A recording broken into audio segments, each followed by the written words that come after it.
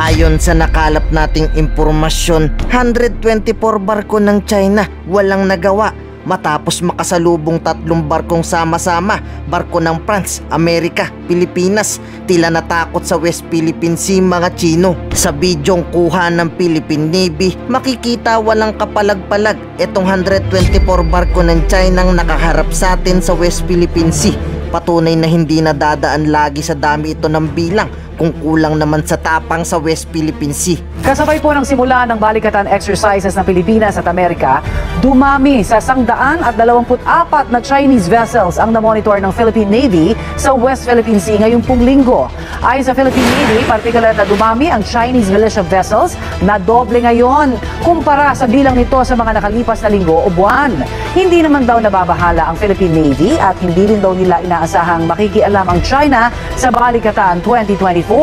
Isa sa mga inaabangan sa balikatan 2024 ang group sailing ng mga barko ng Pilipinas, Amerika at France sa loob ng exclusive economic zone ng ating bansa. Pero ayon kay Rear Admiral Arman Balilo, meron tayo ditong nakareding contingent plan sakaling meron man China ditong manggugulo. Merong anya tayong barkong ditong nakaantabay, ready paalisin ng China sakaling manggugulo.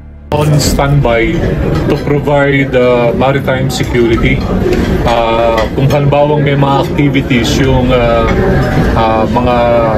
mga participating units, yung mga primary units, the ships will be there to provide perimeter activities.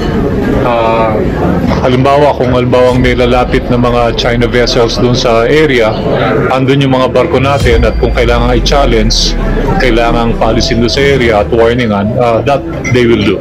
We will continue to follow the philosophy of de-escalation para walang masyadong tension.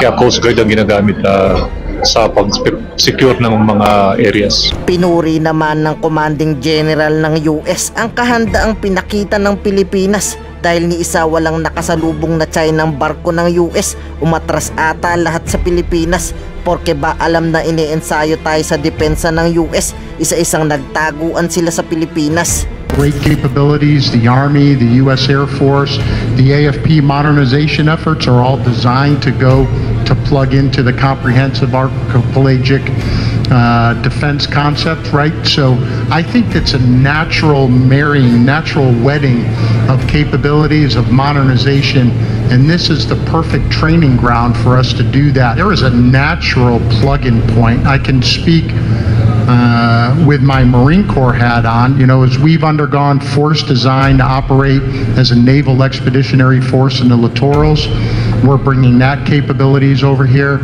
We have the Marine Littoral Regiment that's working here. That is a logical plug-in point for coastal defense. So we're not looking for a fight. Everything we're doing is defensive. Ngayon, ikaw bilang Pilipino, ano ang masasabi mo at reaksyon sa balitang ito? Mag-iwan ka ng komento sa ibaba at atin pong babasahin isa-isa.